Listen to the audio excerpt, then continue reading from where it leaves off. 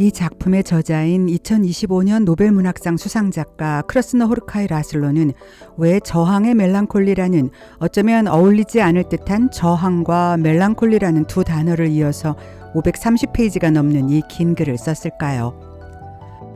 어떤 것에 맞서거나 거부하는 행위인 저항이 결연한 의지나 구체적인 행위로 나타나지 않고 그저 끝없이 아득하게 가라앉아 헤어날 수 없는 멜랑콜리라는 표현과 연결된 것. 멜랑콜리의 원뜻대로 그것이 슬픔을 동반하는 우울함이라면 작품 속의 인물들의 이 우울한 감정 상태는 어떻게 저항이 되었을까요? 저자는 작품 속에서 이것을 승리나 변화를 가져오지는 못하더라도 최후의 순간까지 타락과 무의미함에 굴복하지는 않겠다는 가장 슬프고 고독한 인간 모습의 존엄으로 그려나가고 있습니다. 이 깊은 우울과 슬픔을 정말로 감당할 자신이 있으시다면 이제부터 어느 먼 마을에서 일어난 14일간의 이야기 속 아무렇게나 휙휙 뿌려댄 채도 낮은 물감처럼 거칠게 덧칠되고 삐죽삐죽 마구 화면을 벗어나기까지 하는 멜랑콜리한 정서에 함께 빠져보시지요.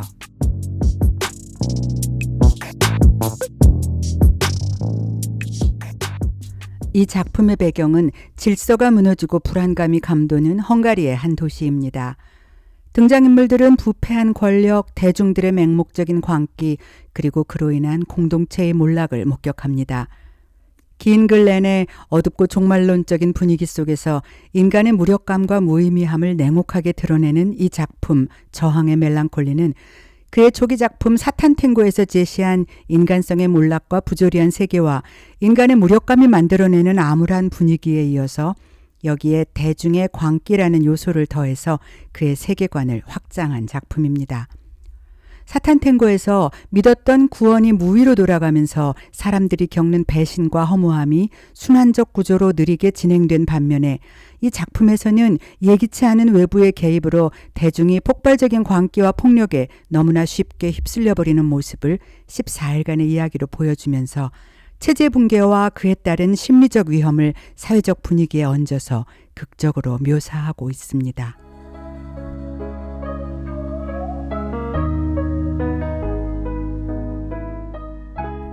외지로 나갔던 마을 주민인 플라우프 부인이 집으로 돌아오는 길에 겪은 일들로 전체적인 글의 분위기가 시작됩니다.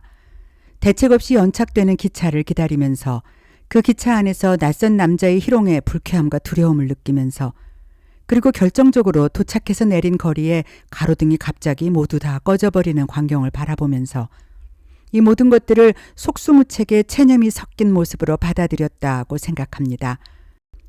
사람들의 일상적인 습관은 걷잡을 수 없는 혼란, 예상할 수 없는 미래, 되돌릴 수 없는 과거로 와해되었으며 일상적인 삶의 기능은 더 이상 열리지 않아도 미리 고개를 받고 땅속으로 자라도 그냥 벌어지는 대로 다 받아들였다.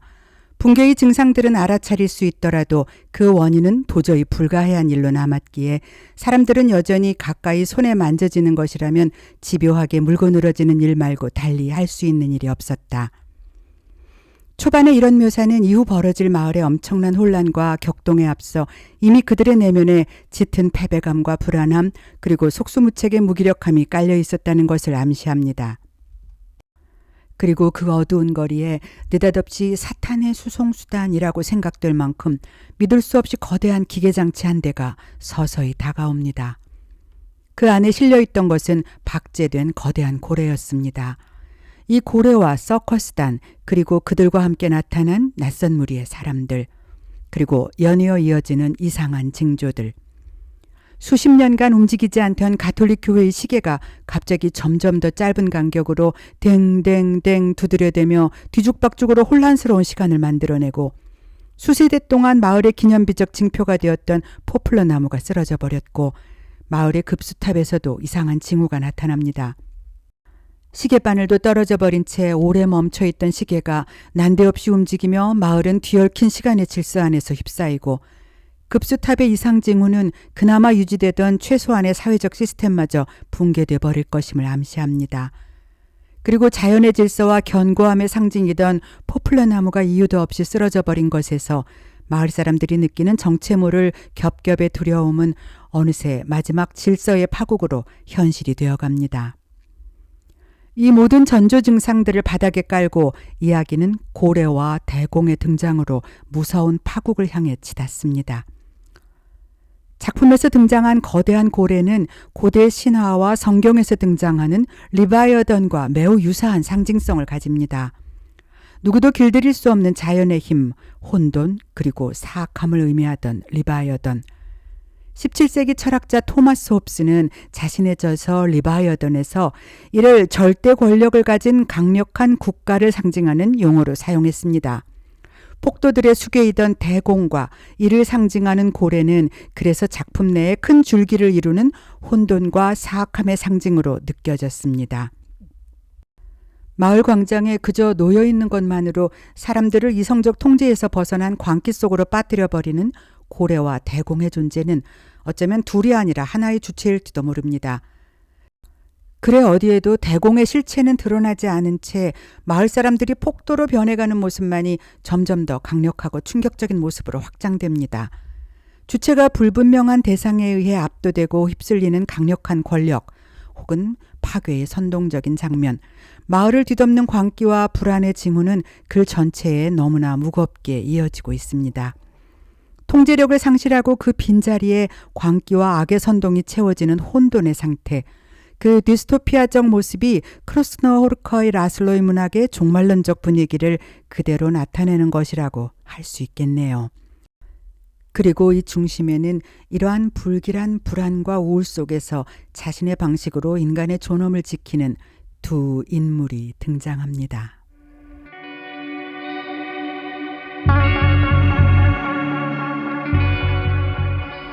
이야기의 중심에 있는 에스테르 박사는 은둔형 학자입니다. 음악예술원 학장으로 수십 년을 지내온 그는 어느 날부터 강직성 척수염에 걸려서 똑바로 서지 못한 채 구부정한 자세로 살아가게 됩니다. 그의 이 구부정한 자세는 저자에 의해 당시 몰아닥친 마을의 분위기와 오버랩되며 이렇게 설명되고 있습니다. 내 남은 생애 동안 요컨대 살아갈 수 있다면 다 체념하고 단순히 직각으로 굽어 엎드린 단 하나의 자세로 보낼 걱정을 해야 할 판이지. 과거 언젠가 기립자세를 취해버려 분별 없이 처신했던 일의 심각한 결과들로 현저히 고통받으며 속죄하는 자세로 살아가야만 한다네. 똑바로 서서 두 다리로 걷는 일은 그러니까 우리 추악한 역사의 발전의 상징적인 시작점이지. 나는 우리가 더 고상한 자세로 끝을 맺을 수 있을까 하는 점에서 그리 희망적이지 않아. 그러나 에스테르 박사의 이런 말은 그가 세상의 불협화음과 몰락을 겪으면서도 이전의 완전하고 조화로운 질서에 대한 신념을 끝까지 놓지 않게 되는 하나의 저항으로 소설 내내 이어집니다. 에스테르 박사는 젊은 시절 이후로 줄곧 확고부동한 확신 속에서 살아왔다. 그에게 조화와 울림으로 된 전능한 마법을 구성하던 음악은 상상할 수 있는 한 완벽의 근사치에 가까운 존재였기에 둘러싸고 있는 세상의 쓰레기와 불결에 대항하는 인류의 유일하고 확실한 보금자리를 제공했던 것이다. 이런 조화와 조율의 신념을 가지고 있던 에스테르 박사는 자신이 모든 직책에서 퇴임한 어느 날 그의 아내에게 이혼을 통보합니다. 여기서부터 에스테르 박사의 아내였던 에스테르 부인이 마을의 혼란을 이용해 자신의 권력욕과 이기심을 어떻게 새로운 역할로 휘두르게 되는지 점차 분명하게 드러납니다. 그녀의 남편인 에스테르 박사는 폭력으로 뒤흔들린 마을 한가운데서 절망하여 점점 더 은둔하게 되지만 부인은 남편의 지성이나 고독한 저항과는 전혀 다르게 이 현실을 오히려 더 이용해서 파시즘에 가까운 권력의 맛을 즐기게 되는 것이지요. 혼란을 기회로 마을의 공식적인 위원회에서 한자리를 맡게 된 에스테르 부인의 모습은 냉혹한 현실의 힘을 가진 모습으로 점점 더 변하면서 남편이었던 에스테르 박사의 심리적인 저항을 가차없이 무력화시키는 존재가 되며 이 작품의 전반적인 멜랑콜리를 형성하는 저항의 정반대 지점에 서게 됩니다. 지난 14일의 사건들을 진정한 권력의 인계라고 그녀는 생각했다. 왜냐하면 마을 전체가 그녀의 발 아래에 펼쳐지는데 불과 보름밖에 안 걸렸으니. 그녀가 직접 조직했던 위원회에 얼마 없는 사람들을 소나기에 쥐락펴락 조종하는 데는 평균 이상의 지능이 필요하지도 않았다. 아니, 이런 정선된 무리를 잡아채 쥐고 흔드는 일은 모두 어떤 지능도 필요하지 않았다. 그리고 폭도들에 의한 마을의 혼란을 진압하기 위해 군대가 마을에 들이닥쳤을 때에도 그녀는 이렇게 생각합니다. 혼란 속에서 그들을 착각의 냄새나는 진구렁에서 끌어내 법, 질서, 명확한 사고의 고귀한 대의명분 속에서 어느 정도 현실 감각을 함양시키고 강건함과 행동의 리얼리즘을 존중하고 확립하기 위해서는 모든 자기 착각의 신비화에 행동 못하고 마비된 사회 구성원을 단순히 휩쓸어 버려야만 한다. 이것은 에스테르나 또 다른 주인공인 멀루시커가 지성과 순수를 바탕으로 한 저항의식을 갖는다는 자체에 대한 전면적인 부정입니다. 그리고 그녀의 이런 생각은 14일 동안 마을을 휩쓴 무질서와 정체 모를 공포를 대하는 두 가지 관점이 어떻게 대항하는가에 대해 잘 보여주는 말로 이해할 수 있었습니다. 그리고 에스테르 박사의 곁에서 그를 돕는 순수한 영혼의 청년인 멀루시커. 그에 의해서 이 멜랑콜리한 저항의 의식은 더 분명하게 드러납니다.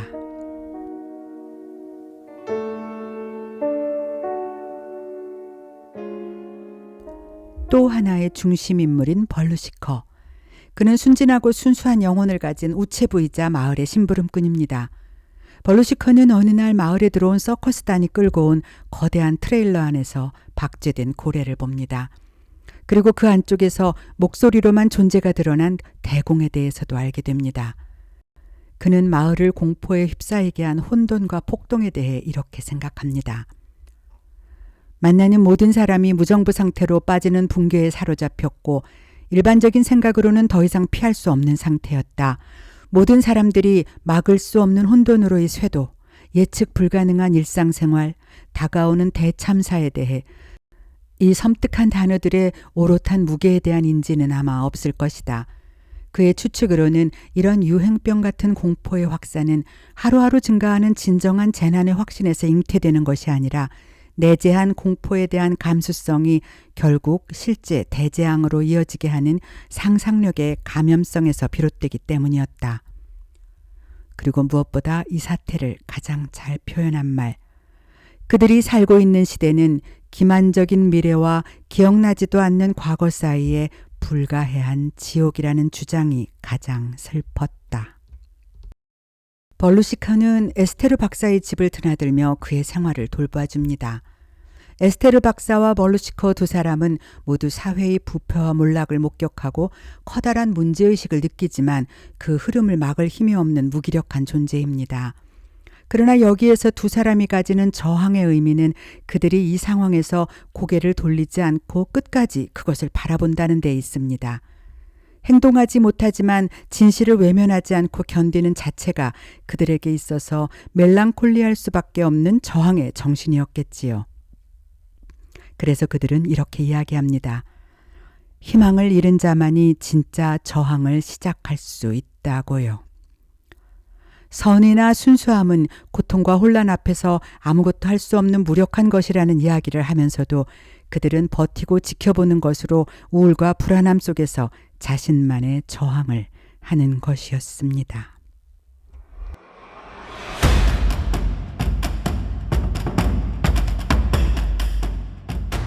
단테의 신곡에서는 영적인 무관심 혹은 영적인 슬픔을 뜻하는 아케디아라는 말이 등장합니다. 이는 선을 행할 의지조차 잃고 고립되는 깊은 우울 상태로 흡사 이 작품에서 주제어로 삼은 멜랑콜리와 유사한 결을 갖습니다.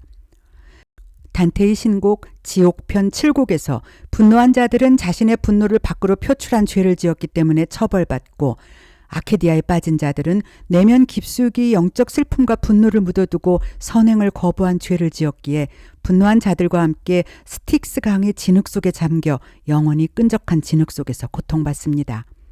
그렇다면 이 작품 속에서의 저항은 어떻게 이해해야 할까요? 어차피 승리할 수 없을 줄 아는, 그리고 승리를 위해 어떤 구체적인 결연한 의지를 다지거나 행동으로 드러내는 것조차 하지 않는, 그저 불안한 패배의 슬픔을 절절하게 느끼고 감수하면서 자신의 위치에 묵묵히 서 있는 것. 에스테르 박사에게 그것은 현실의 절망을 직시하면서도 진실에 대한 지적 상태를 포기하지 않으려는 고독한 저항이고, 벌루슈카에 있어서의 저항은 눈앞에서 벌어지는 폭력에 가담하거나 타인을 배신하는 것을 거부하는 소극적 순수함으로 나타납니다. 그러나 그가 지켜내려던 순수함은 결국 그를 철저히 고립시키고 모든 것으로부터 완전히 소외되는 처절한 결말로 그를 이끕니다. 이처럼 한없이 무력한 그의 존재 자체가 말 그대로 멜랑콜리한 저항의 모습이 되었던 것이지요.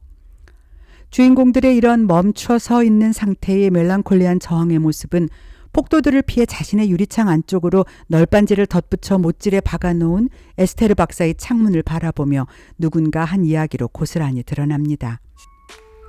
이런 일은 밖에서 했어야지 이 안에서가 아니라. 그녀는 머리를 절레절레 가로젓고 불을 끄고 마지막으로 어두운 응접실을 바라보고는 되풀이했다. 안이 아니라 밖에서. 유리창이 깨지는 것은 막을 수 없지만 내면에서 어떻게든 자신의 순수함과 고집스러움을 지켜내려는 멜랑콜리한 저항의 모습은 유리창 밖이 아니라 안쪽으로 판자를 덧대어 놓은 에스테르 박사의 모습, 바로 그 모습이 아니었을까요?